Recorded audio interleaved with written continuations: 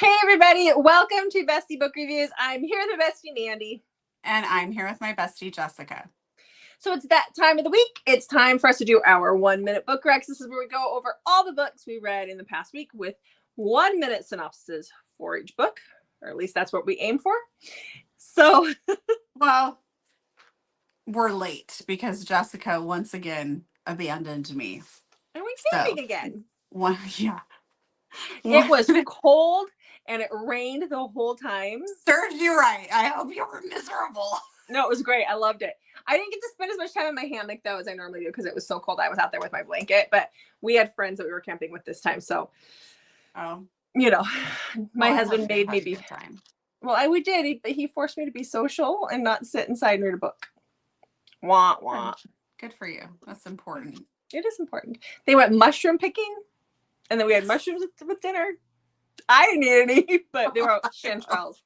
So, anyhow, but okay. All right. So 1-minute book recs is a little late because of Jessica.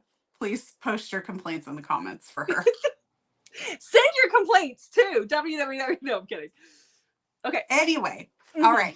So make sure you hit that subscribe button and stay tuned. We're getting ready to do one of our first book giveaway. Well, it's not our first book giveaway. We do them all the time. But from this, we're getting ready to do one of our first ones. So stay tuned. That's going to happen really, really soon. So stay tuned for all that info and make sure you've hit the subscribe button. Yes. Okay. So how was your reading week though? My reading week was pretty good. I had some 5 stars. Yeah. Same. I had a 3-star or 2. Okay. But I only read, I got 6 books in. Okay. That's okay. Because I read 10, but I'm only going to talk about 7. Because one is my convincing book. One is I had like a reread, and then one was a duet. So it drops me down to 7. So that's actually perfect.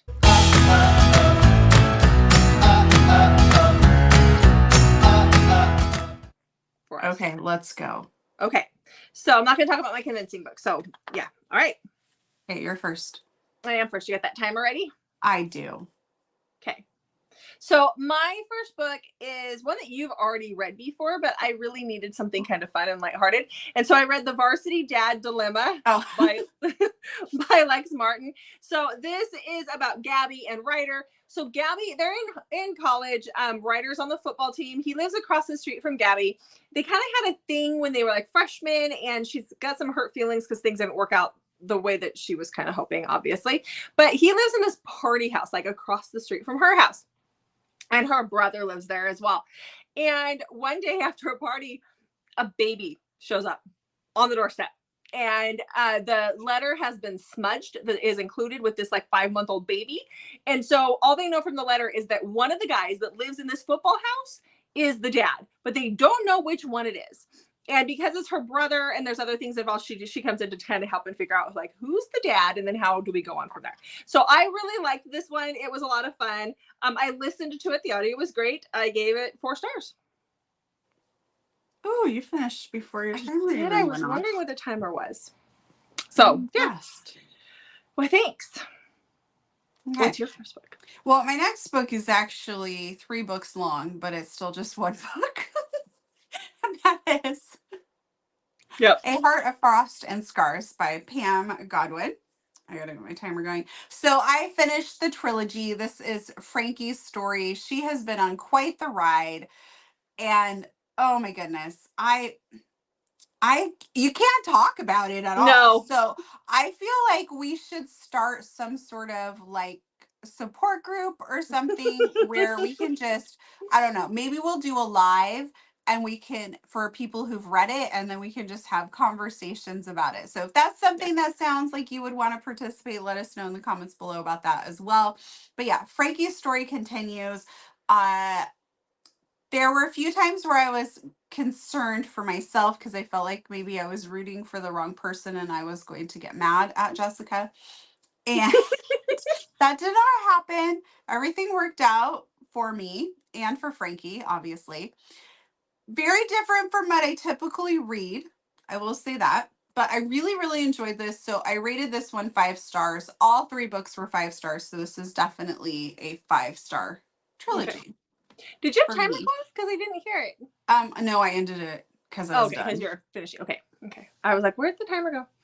Yeah, I mean, it's a trilogy and you can't really say a lot, but no, because you'll give everything away. But it is really good.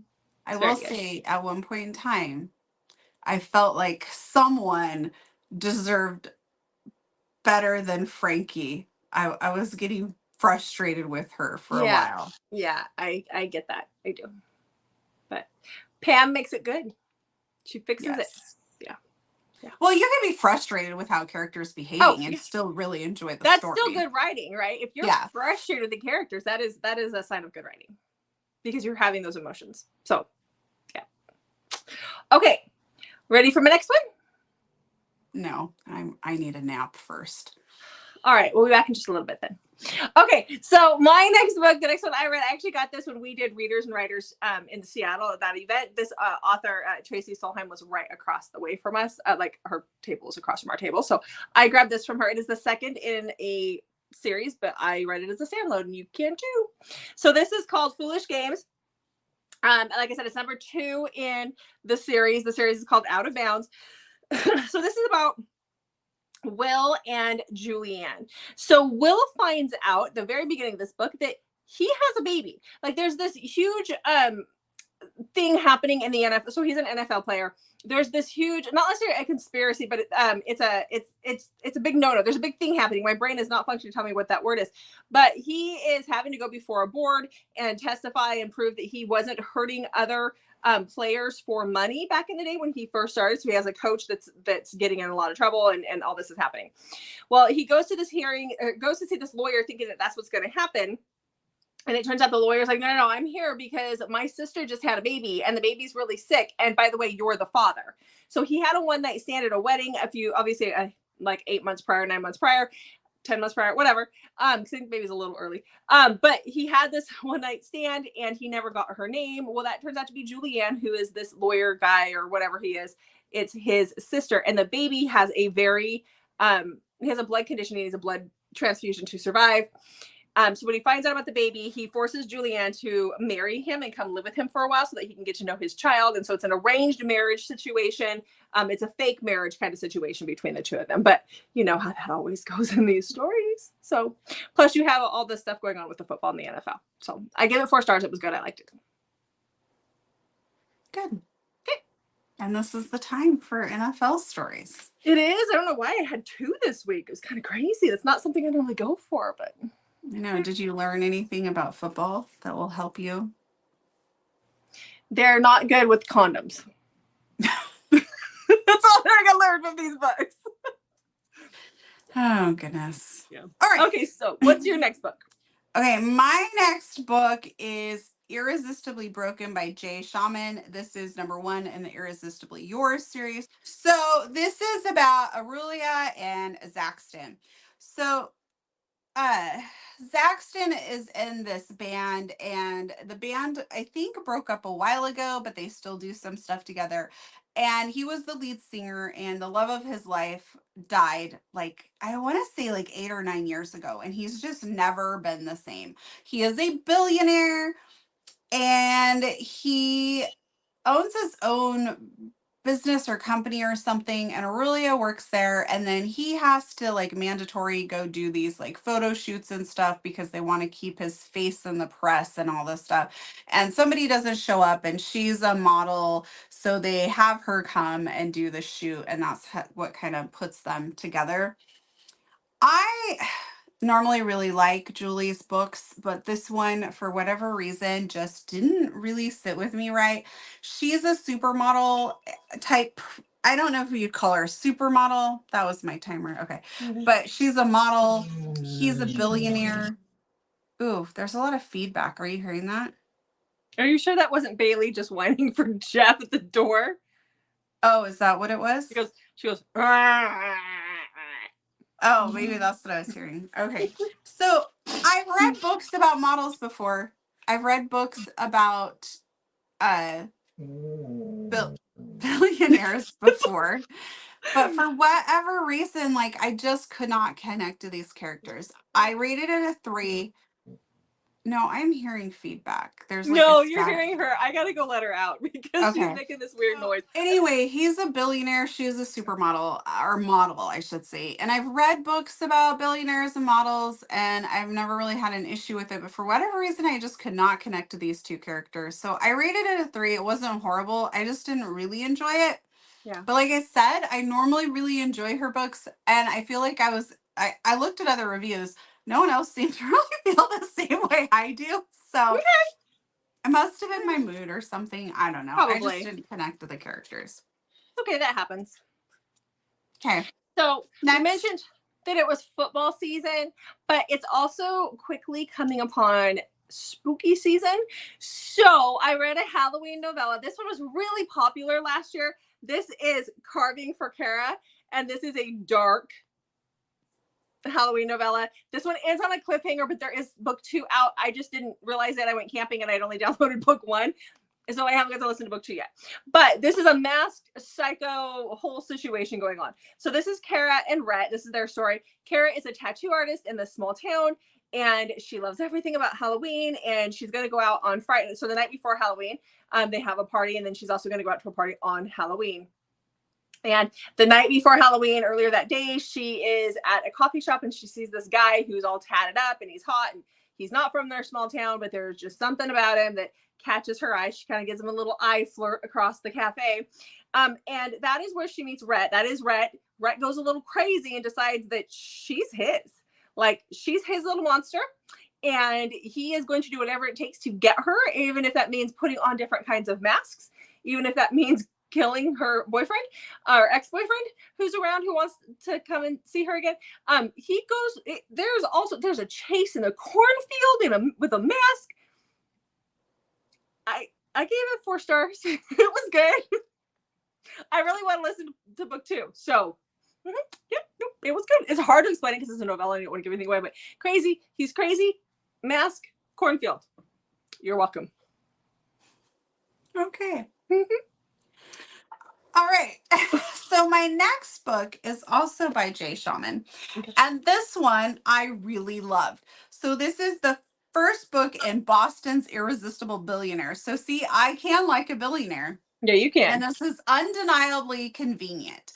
So this is about Katie. She is at the end of her residency and she's hoping to get this like permanent, like higher up position at the hospital she's working at, but she also really wants to be a mom, and she just got out of a relationship and she's just decided that she's going to do it on her own.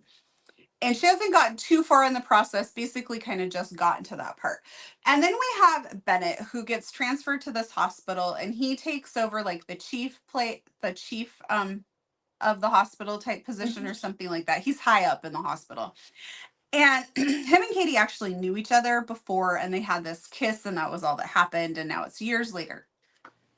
And he just got out of a marriage where he finds out like basically his wife was just awful. And all he's ever wanted was to like get married, you know, and have kids and a family, that whole package. And so he's kind of devastated that he's not had kids yet. So of course, how's this going to work out? Well, him and Katie are going to have a baby of convenience together. And that's like the premise of the whole story. Mm-hmm. I absolutely love this one. I rated it 5 stars. I listened to it, and the audio is Savannah Peachwood, who is fantastic, and Alex Kidd. That name I didn't recognize, but oh, you did? Okay. Oh yeah. Yeah. He's good, so I can imagine that he's well known. Yeah. I don't listen to as much audio as you do, so I don't. Well, and he stands out for me because of the last name. Oh yeah, duh. Yeah. So yeah, really, really good one. And different, because usually when there's a baby involved, it's like a surprise type thing. And so this was kind of a different take on the whole thing. Okay, fine. Okay. All right. So my next book is my first 5-star read of the week. So this one is called Pack Dutton. It is the first in a duet, and this is just Pack Dutton Part 1. So, you know, it's by Megan Kane. So this is an Omegaverse. This is about Hazel, and she has been a beta her whole life. Her parents died just before she turned 18, and an uncle showed up and said, it's her mom's brother. Her mom has always said the brother was crazy, but whatever. Uncle shows up and says, I'm going to have guardianship of you now. You're coming with me. And he packs her up and he takes her to Montana, where he belongs to this cult of alphas that believe like alphas should be the number one, you know, like they should lead everything. They should do everything. And while she's there, a short time after she gets there, she has her like Omega awakening, which is not typical. Betas do not turn into Omegas, but that's what happens to her. And so the leader of this cult decides that once she has her first heat, she is going to be his wife number 5. So, you know, like every girl just wants to be wife number 5. So this guy is just, he's a jerk. He's really mean to her. He has these rituals and things that happen. It's not a good situation. It's definitely very dark in this situation. It takes years for her to have her first heat. And so when we start the book out, she's just having that. And there is a guard there, a beta guard named Morris. And he has been looking out for her for the past couple of weeks. He's fairly new, but he's also bringing with him a lot of other stuff because he may or may not be undercover with the FBI. So it's a dark Omegaverse. It is so good. It has those cult aspects, but then it has like the pack aspects, and it's book 1 of 2. And I'm going to read number 2 this week. It like combined all my favorite things. Yes. Wait, there was no masked man in the cornfield, but still. All right. Next. Okay, my next book is another Audible book, and it was free. So if you're into spooky season, you may or may not want to check this one out. It's Once Upon a Hallows Eve by Danielle Garrett. Excuse me. So this is about Lacey. Lacey apparently appears in another series she has, and this starts off the new series, Haven Paranormal Romance. And so Lacey has been on this self-imposed exile. Her dad is the Baron of the East Coast vampires, and she's just kind of been avoiding her family. She is summoned back home only to find that her dad is going to force her to get married. But how the I guess it would be the vampire she's going to marry is determined through like, I almost felt like it was sort of like a series of like Hunger Games style games where it's like almost like it's like to the death, and like the last person standing marries her. Kind of weird. Yeah, so they get to compete for her to marry her, and that's the story. Okay. I rated it a 3. Mm-hmm. It's not really my cup of tea. Mm-hmm. Yeah. Okay. I have to say my hand keeps getting in the way because I normally do it with this hand, but I kind of stabbed my hand while cooking last night. Totally fine. But I'm not using it to switch over, so my hand's like constantly in the way when we switch over. Sorry, guys. So I thought it was very dramatic. Like the big hand. Big hand. Okay. So my next book, I've had this book on my TBR forever. I've had it actually on my Kindle forever. Mandy has it on her bookshelf and she has not read it yet. So I went and read Garnet Flats by Devney Perry. This is book 3 in the Edens. I read the first 2. I don't think they can all be read as standalones, but you just get more enjoyment when you read them in order. This is about Talia and Foster. So Talia has been raised in this small Montana town. She is in her last year of residency. She's just before she becomes a full-fledged doctor, and she's working at the hospital. And she went to school in Las Vegas, and that's where she had met our hero, who is Foster. And they had a falling out. Foster is a heavyweight champion. All right, and for whatever he's a boxer, right? He's a champion. And for whatever reason, they had their falling out, and now all of a sudden he shows back up 7 years later at the hospital to see her, and she doesn't know why he's there, but you know, can she forgive him for marrying her best friend while they were together? That's all I'm gonna say. Wow. Yeah. That's a cliffhanger. Yeah. So it's a second chance romance. We're also known as No Chance Romance. I know. I really liked this one. I gave it 4 stars. I really like Devney Perry. I love the Edens. I love everything I've read by her. It's always been 4 or 5 stars. So I really, really enjoyed this. But yeah. Like, how do you make that one work? Yeah. Yeah. Okay. All right. My next book is an arc. It's fantastic. So have no fear though, because this arc, when you watch this video, is no longer an advance. It's like out. So this book is out. You can get it. And that is Corinne Michael's newest book, All Too Well, which is going to kick off her Ember Falls series. Okay. Yeah, so let me tell you about it. It was amazing. I loved it. So Ansley and Lachlan have known each other since they were little. Lachlan is her brother's best friend, and the three of them spent a lot of time together. Both their dads were in the Navy, so they kind of have that common thing to bond over. And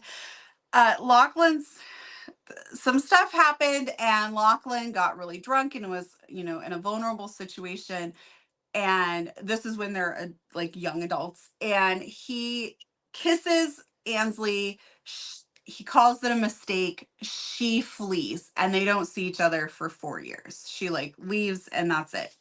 Well, Lachlan has a little girl, Rose, and he's living his life in Ember Falls, and Ansley is in New York, and she gets tasked an assignment to interview Lachlan because he was supposed to go pro and he ended up dropping out of the draft, and she's supposed to go find out like why and what's his life like now and all of this stuff. So she reluctantly goes back to Ember Falls, and that's where they reconnect. I love this. Also, he's a firefighter. Ooh, yeah. Works for me. Okay, so it is such a great book, and there's so much humor in it. I would definitely not call it a rom-com because it's like natural humor, like things that you just find funny. Like him and some of his buddies are trying to kind of impress her, and everything's just going wrong during this event that she's watching them do, and they're trying not to look like old guys, like trying to relive their youth. Oh, it's so funny. And then there's a time where she's going somewhere and she can't decide what to pack, so she's packing like this physical book, and then she's downloading all these like alien and historical romance books on her Kindle.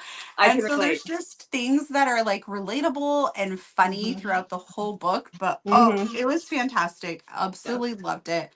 Like 5 stars. It will definitely be in my top reads for the month. Okay. I can relate. Like whenever I go anywhere, I'm like, how many books do I download to my Kindle? Do I take like physical books just in case something happens? You never know. Yeah. So, yeah. Okay. So the next book that I read, I think both of you and I have had this on our TBR at some point in time. Wow. Look at you just taking everything off our TBR. Oh, I know. And I'm living vicariously through you. I'm going to start marking these books off too. Okay. Whatever. Jessica read it. Done. Jessica read it. It's gone. All right. So I read The Pugging Coach's Daughter by S. Massey. Oh, yeah. So this is Why Choose. This is. Oh, it is? It is. I didn't realize it until I got into it. Well, now I really will take it off my list. Okay. So it's Why Choose. It is a bully romance, but it's got dark themes and dark elements, and so it's kind of a dark hockey. But when I say it's dark, it's kind of like how C.R. Jane's hockey guys are dark, where there's humor and stuff happening where like she has a stalker, but it's one of the guys, and so you're kind of like, yeah, it's kind of cute how he does those things. So it's kind of one of those kind of dark ones where the dark elements don't feel so dark. But this is about Sydney. She is attending the rival college. Her dad works at the other college, so the rival college from her. She is dating a hockey player on this team at her current college. And they've broken up. Like they've been kind of off and on for a while. They break up.